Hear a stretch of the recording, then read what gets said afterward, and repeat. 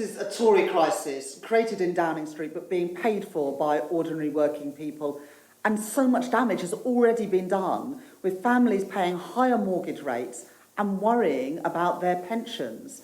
It's not just time for another Conservative Chancellor, it's time for a Labour government, because only Labour have the plans to grow our economy and provide the economic stability that our country desperately needs, with a recognition that wealth does not just come from the top down, but is created by ordinary working people right across our country. Liz Truss is saying that the decisions that she's been making today are going to help towards the stability that you say that the country needs. You don't believe that? So much damage has already been done. People are having sleepless nights because of the higher mortgage rates that they're now paying, and the worrying as well about what's happening to their pensions. The partial U-turn today does not reverse the whole budget, which is what is needed. The government needs to go back to the drawing board, not just picking out individual measures. We need a budget that adds up with an independent forecast from the Office for Budget Responsibility. But the truth is, the trickle-down tired economics of the Conservatives no longer works. And it is time for a Labour government that prioritises ordinary working people, not this belief that somehow tax cuts for the richest will somehow filter down to everybody else. Liz Truss has taken action. She's got rid of her Chancellor, the second shortest tenure of a Chancellor in history. Is that going to make any difference?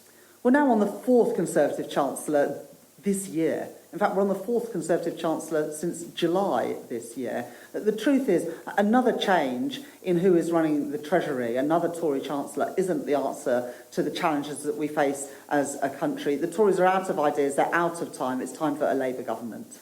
So, of course, Labour wanted a general election, but that's not going to happen, isn't it? No government in the position that the Conservatives are at the moment would even consider calling a general election. So it's just not going to happen, is it? It's not reality. Well, it's time for the Prime Minister to actually put the country first, and at the very least, she should go back to the drawing board with her budget that was devised in lockstep with the former Chancellor of the Exchequer, produce an independent forecast alongside that budget, and get rid of the whole range of unfunded tax cuts that were introduced just 3 weeks ago, that has caused this instability in financial markets with real costs for ordinary working people, with higher mortgage rates and fears about pensions. So if Rachel Reeves was made Chancellor today rather than Jeremy Hunt, what would you do differently? What would you do to put this right?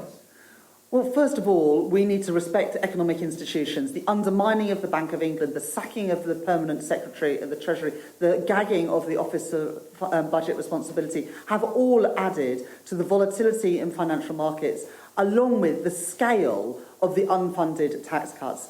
Labour would always put fiscal responsibility and economic credibility first, because we know that is so important for family finances. And Labour's plans for growth, investing in the industries of the future with our Green Prosperity Plan, reform of business rates to help our high streets and small businesses, making Britain the best place to start and grow a business. That's at the heart of Labour's plans for economic growth and stability, a world apart from the trickle-down economics that we see from Liz Truss and her Conservative government.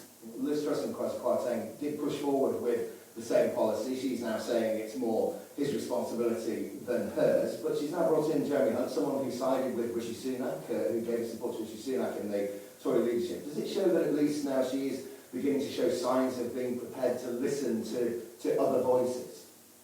Well, Jeremy Hunt, when he ran to be leader of the Conservative Party, proposed even bigger cuts to corporation tax than what the Prime Minister and Kwasi Kwarteng brought in. So the idea that somehow this is a break with the failed trickle-down economics that we've seen from the Conservatives in recent weeks, it's just for the birds. Jeremy Hunt, like Kwasi Kwarteng and Liz Truss, signs up to this trickle-down model of economics, which has failed our country and has resulted in the instability, the insecurity and volatility that we've seen in the last 3 weeks since the former Chancellor's mini-budget. Of course, the Conservatives are at a very low point at the moment, a very weak point at the moment.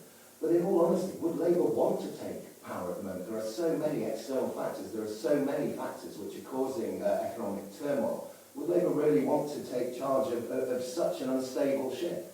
The truth is that the UK is the only country in the world where our central bank has had to intervene 3 times in less than 3 weeks to protect UK financial stability. A change of government and a Labour government is exactly what is needed to provide the economic stability that investors and families need, and we're ready to provide that leadership. So, reaction coming in from across the political spectrum here in Westminster. We're going to hear from Sir Ed Davey, leader of the Lib Dems, in a moment. But that was Shadow Chancellor Rachel Reeves saying the government needs to go back to the drawing board.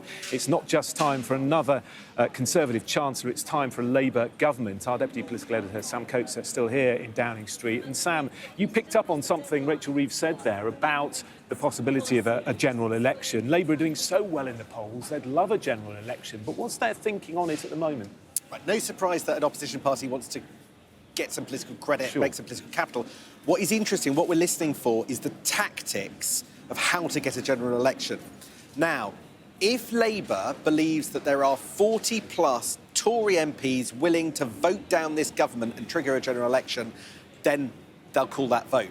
But in that little broadcast pool clip, the interview on behalf of all the broadcasters, Rachel Reeves was asked, should there be a general election now? Will you do anything about that? She said, well, she basically gave a non-answer and started talking about going back to the drawing board.